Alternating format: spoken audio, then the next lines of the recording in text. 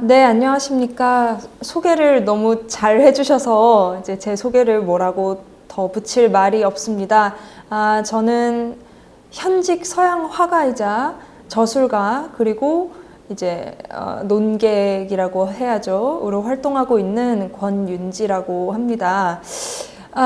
이번 책 파괴할 수 없는 것은 사실은 이제 굉장히 기획 기간이 몇 년이 되었습니다.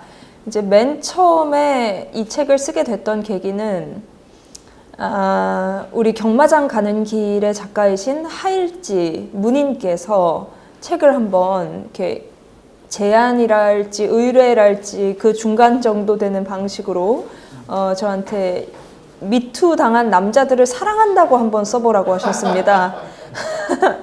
나는 미투 당한 남자들을 사랑한다라는 책을 써보라고 하셨습니다. 근데 저는 그때 당시에는 그 뜻을 참 이해를 하지 못했거든요. 도대체 사랑하지도 않는 사람들을 왜 사랑하라고 그러니까 강요를 하시나 그랬는데 이제 책을 쓰고 정리해서 쓰고 시간이 지나면서 보니까 그 말씀이 의외로 참으로 일리가 있는 말씀이었습니다. 결국에는 이제 안희정 지사 사건, 이 책에서 다룰 안희정 지사 사건도 어떤 일종의 치정극의 측면이 있고, 그리고 이제 미투를 당하는 남자들은 소시민이 아닙니다. 버스 운전기사, 자갈치시장 상인 이런 사람들이 미투를 당하는 게 아니라 권력자, 그것도 위험하지 않은 권력자가 미투를 당한다고 생각합니다. 이것은 이제 문재인 정부 기간 동안 있었던 일련의 미투 사건들을 보면서 제가 느낀 바입니다. 권력을 갖고 있고 유명세를 갖고 있지만 위험한 권력을 갖고 있지는 않은 어떠한 이 사상적 리더들이 미투에 집중적으로 휘말리는 모습을 볼 수가 있었습니다.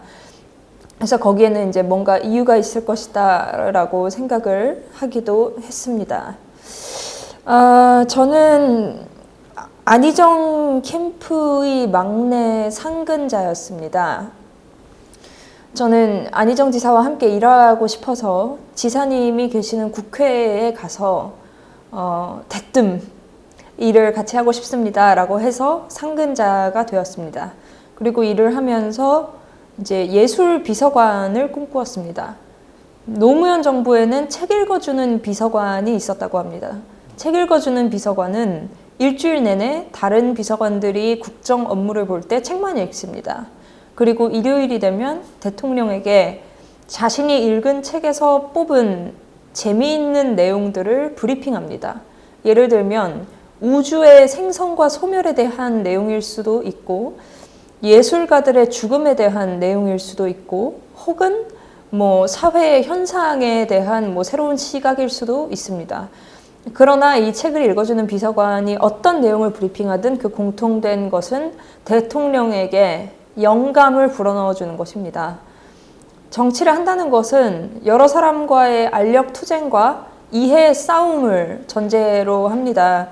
그렇기 때문에 이 예술 비서관은 정치인이 세상에 대해서 가질 수 있었던 어떤 순수한 사랑이나 그런 것들을 채워주는 역할을 할 것입니다. 네, 그래서 저는 그 책 읽어주는 비서관이 하는 역할을 예술 읽어주는 비서관으로서 차기 또는 차차기 정부에서 하고 싶다는 꿈을 키웠었습니다.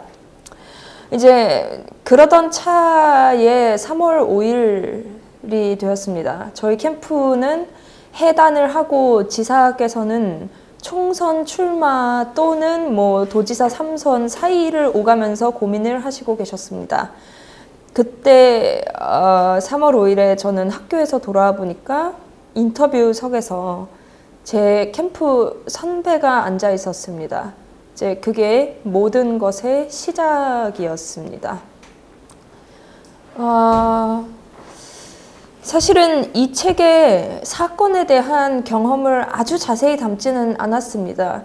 왜냐하면 앞서 말씀드렸듯이 제가 이 권력자들 그리고 유명한 사람들 유명하지만 이렇게 덜 위험한 사람들이 미투를 잘 당한다고 말씀드렸는데 제가 그 이름에 올라타서 어떤 유명세를 얻거나 제 책의 판매고를 올리고 싶지는 않았습니다.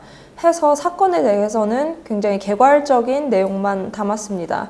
다만 이제 이 사건이 워낙 중요했고 그리고 이 페미니스트들의 어떤 전략이나 그 권력의 작동 방식을 분석하는 데에 매우 유용했기 때문에 또 책은 어쩔 수 없이 어느 정도는 사건을 중심으로 서술되게 되었습니다. 안희정 캠프의 막내 그리고 마지막 사무원이 책을 썼다라고 했을 때 많은 사람들이 궁금해할 거라고 생각했습니다.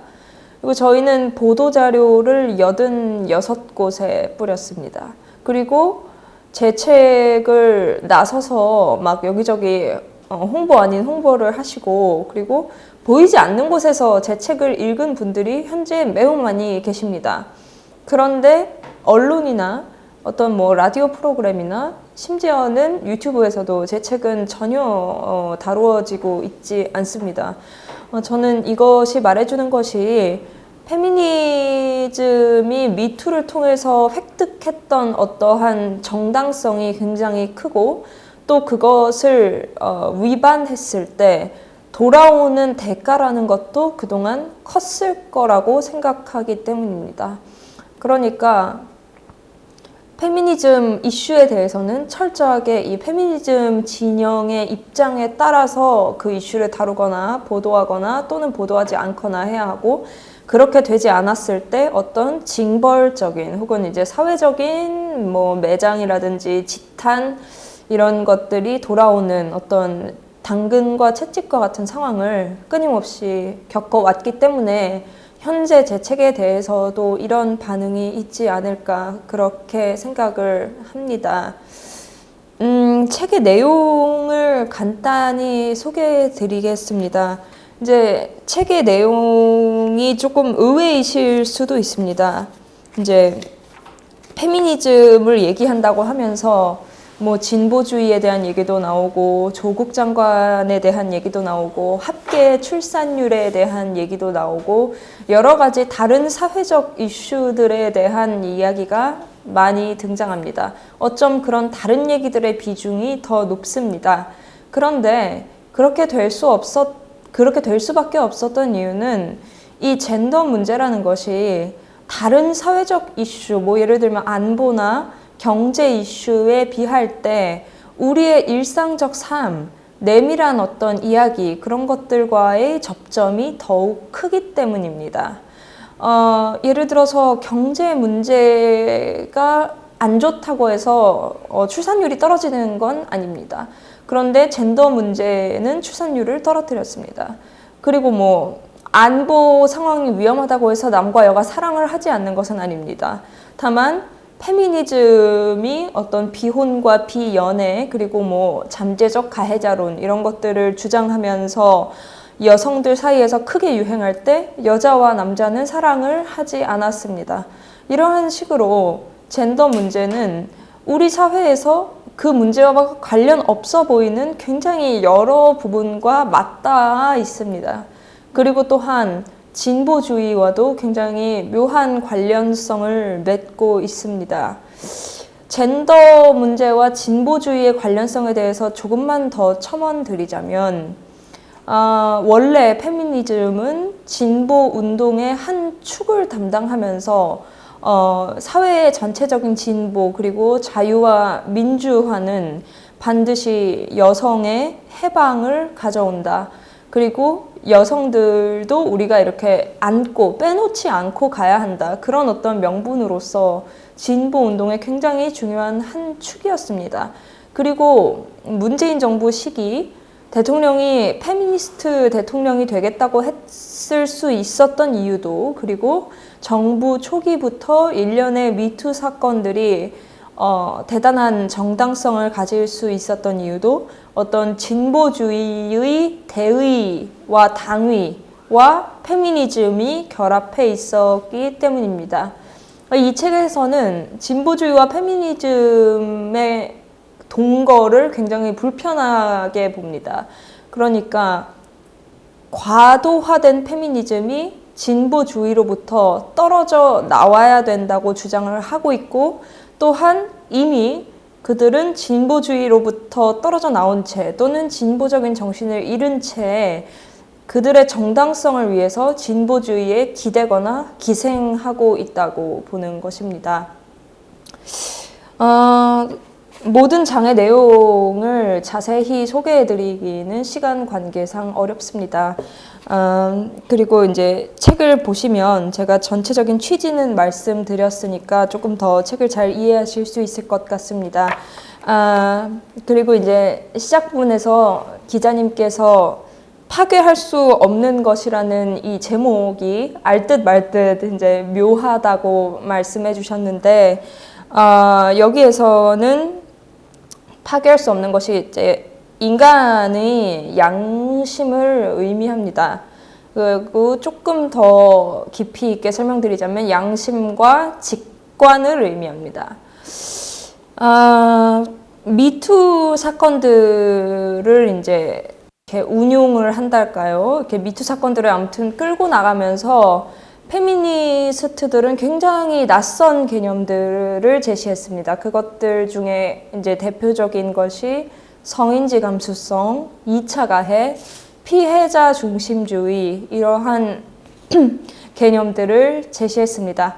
거기에 따르면 피해자는 피해자답지 않아도 피해자가 될 수 있습니다. 그리고 뭐 피해자라고 해서 머리를 헝클어뜨리고 방에 처박혀 있어야 되냐, 뭐 피해자라고 해서 뭐 하트를 보내면 안 되냐, 뭐 웃음 이모티콘을 보내면 안 되냐, 그리고 뭐 성폭력 피해자의 어떤 특수성을 우리가 더 고려해야 한다, 이런 식으로 이제 얘기를 하면서 그러한 개념들을 풀어나갔습니다.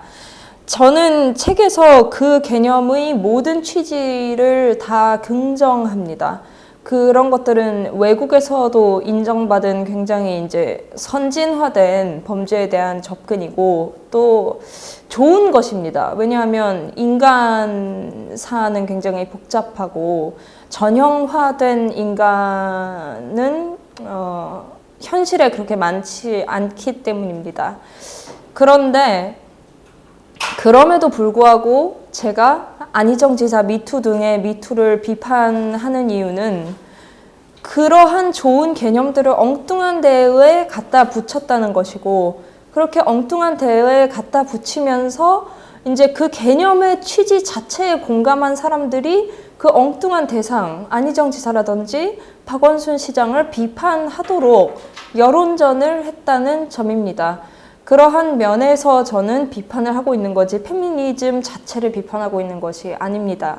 그럼에도 불구하고 이제 안희정 지사는 참으로 건드리기 힘든 이름이었습니다만, 제목의 이야기로 돌아와서 그렇기 때문에 제목이 파괴할 수 없는 것입니다. 우리가 양심과 직관을 사용해서 어떤 현상을 볼 때 우리는 사이비라는 걸 구별해낼 수 있습니다. 사이비의 뜻은 비슷하나 그러나 비슷하지 않다. 비슷하지만 그러나 다르다라는 뜻입니다. 그러니까 결국에는 양심과 직관을 강조한 제목은 현상을 보는 더욱더 입체적인 눈, 그리고 더 인간에 대해서 깊이 공감하고 사랑하는 어떤 시선, 그런 것들을 제 나름대로 이렇게 마치 초인하듯이, 시에서 초인하듯이 그렇게 불러내고자 하는 어떤 의욕이 개입을 하였습니다.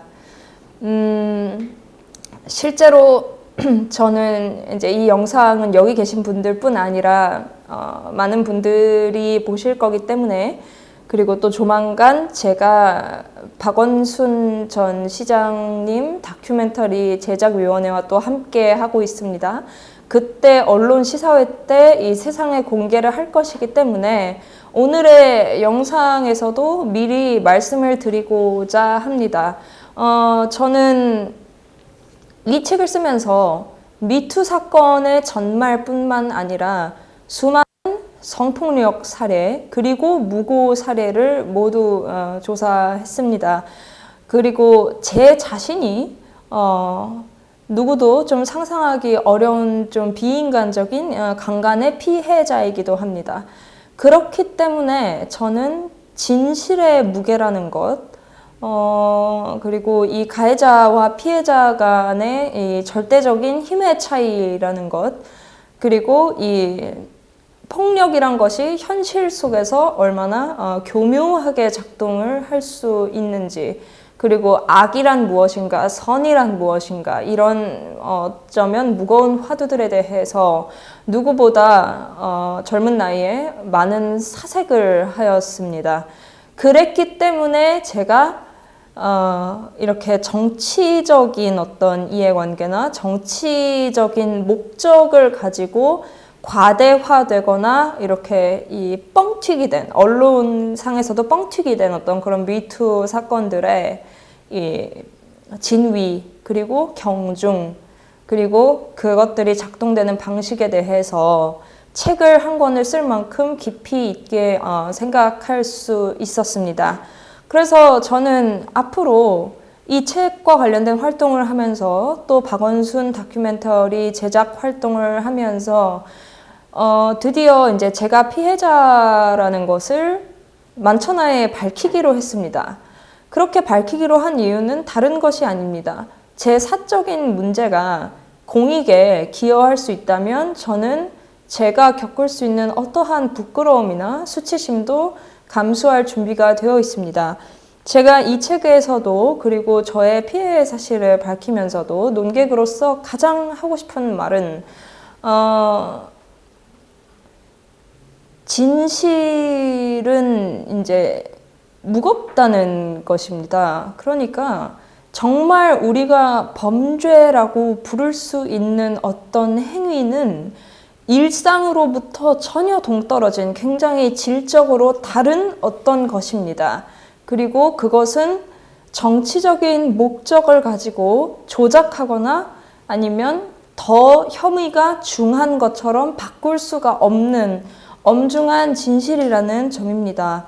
그래서 제가 하고 싶은 말은 페미니스트들이 그러한 정도의 인간사의 엄중한 문제를 가지고 장난을 치지 말라는 겁니다. 그래서 제가 이제 제 책을 가지고 논의를 하면서 이제 저희 선배님한테 문자를 이렇게 보냈습니다. 이제 캠프 선배님이신데, 잠시만요.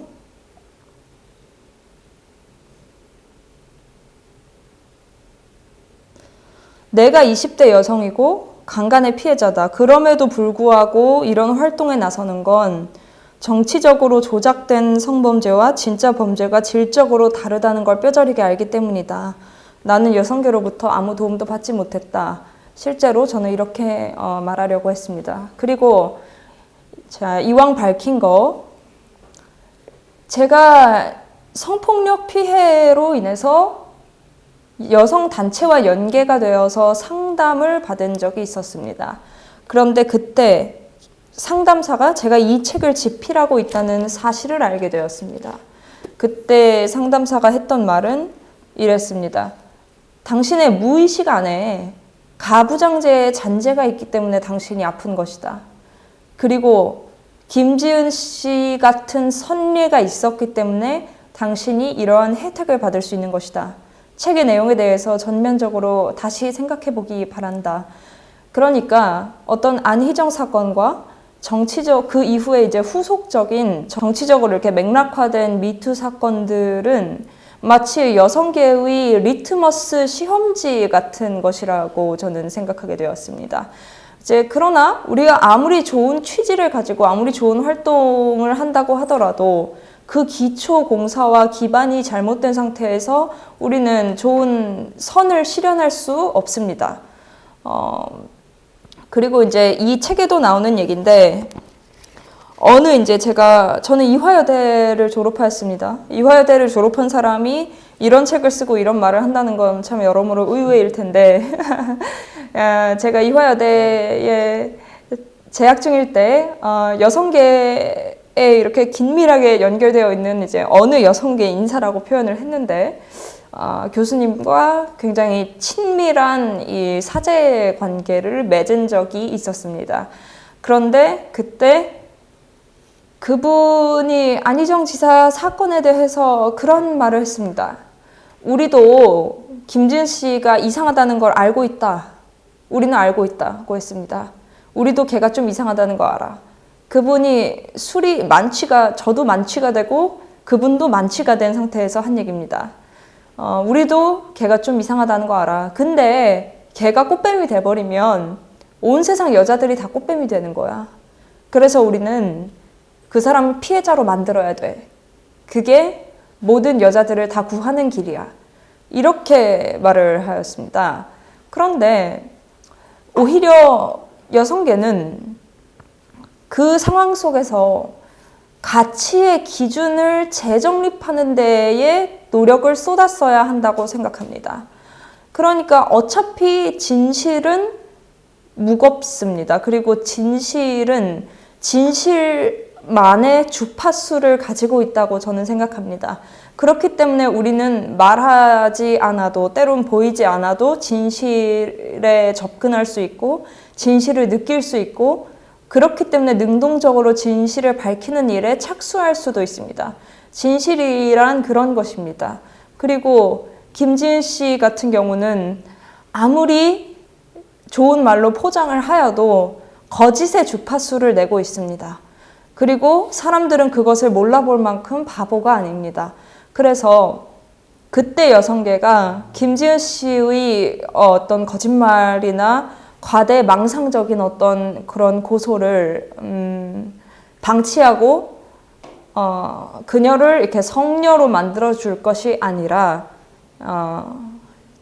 그녀를 오히려 이제 자제시킴으로써 어떤 공정함이나 명징함 그런 것들을 보여줬어야 한다고 생각합니다. 같은 맥락에서 민주당에게도 저는 같은 지적을 하고 싶습니다. 민주당은 안희정 전 지사를 고발당한 지 하루 만인가 제명시켰습니다. 그리고 미투 사건이 있기만 하면 무조건 그 가해 지목인이라고 할게요. 가해 지목인의 소명을 들어보지도 않고 제명시키는 행위를 반복했습니다. 그리고 이제 같은 일원으로 보지 않았죠. 그리고 민주당 안에서 무조건 가해자로 단정해 버렸습니다. 이런 식의 어떤 동족 포식 같은 행위는 비단 미투 사건 때뿐만이 아니라 조국 전 장관의 청문회 이후에도 행해졌다고 저는 생각합니다. 저는 물론 조국 장관이 완전히 결백하다고 생각하지 않습니다. 다만 당시 검찰의 행태는 일반적인 피의자를 대하는 행태가 전혀 아니었습니다. 그리고 우리 모두는 조국 장관의 혐의 자체가 아니라 윤석열 대 조국의 정치적 관계를 생각하고 있었습니다. 또 그런 것들을 의식한 검찰은 조국 장관에게 굉장히 해서는 안 되는 인권 유린을, 사법폭력을 저질렀습니다. 그러나 그때도 민주당은 마치 미투 사건들을 대할 때처럼 사과하고 어떤 자학 아니면 자기 살 도려내기 이런 것들을 하기에 바빴고, 그 속에서 이익을 본 것은 어떠한 당권을 염두에 둔 사람들이었을 거라고 저는 생각합니다. 끝으로 저는 이 책이 반드시 화제가 되도록 할 것입니다. 그 이유는 누구 한 명쯤은 페미니즘 광풍에 대해서 정리하고 넘어가야 한다고 생각하기 때문입니다. 그 이유 중 첫 번째는 앞서 말씀드렸던 대로 젠더 문제는 우리 삶의 수많은 내밀한 부분들, 그리고 젠더와 분리된 다른 이슈들과 긴밀한 관계를 맺고 있기 때문입니다. 그리고 두 번째는 사회적으로 이렇게 부정의한 방향으로, 그리고 틀린 방향으로 흘러간 사건을 다시 불러와서 그 사건을 올바른 방향으로 정초하는 일은 반드시 우리 사회의 발전을 가져오기 때문입니다. 그리고 마지막 세 번째, 진실을 외면하고 거짓을 진실로 포장하려고 하는 사람들이 현재에도 선거 등에서 정치적 이익을 취하려고 하고 있기 때문입니다. 그 사람은 이제 여러 사람을 지칭할 수 있지만 한 사람을 말씀드리자면 신라는 사람입니다. 그 사람이 안희정 지사의 마지막이 아니죠. 이제 김지은 씨의 전임 수행비서였고, 김지은 씨를 조력하였는데 자신이 진실을 말했던 대가로 어떠한 피해를 봤다고 주장하면서 공천을 준비하고 있습니다. 저는 그런 비겁한 행태를 눈에 두고 볼 수 없기 때문입니다. 마지막 네 번째 이유는 이 기울어진 운동장이라는 말을 많이 합니다. 페미니스트들은 본인들이 기울어진 운동장의 밑바닥에서 차별받고 있다고 생각합니다. 그러나 현실은 정반대입니다. 운동장은 페미니즘이 위에 서는 쪽으로 기울어져 있습니다. 그리고 페미니스트들이 주장하는 그 페미니즘의 어떠한 클레임이라고 할까요? 아니면 뭐 이렇게 아무튼 비판 의사를 가지고 있는 사람들의 목소리가 원천 차단될 수 있는 구조를 언론이나 어떤 공공행정상에 만들어 두었습니다. 그것은 대단히 폭력적인 것입니다. 그래서 그것을 제가 저 혼자의 힘일지라도 시정하고 싶다는 마음이 있습니다. 이 영상을 보시는 분들도 저의 문제의식에 공감하실 것이라고 생각합니다. 책 내용에 대한 개괄적인 소개는 이것으로 마치겠습니다. 질문이 있으시면 해주시고요. 감사합니다. 네, 감사합니다.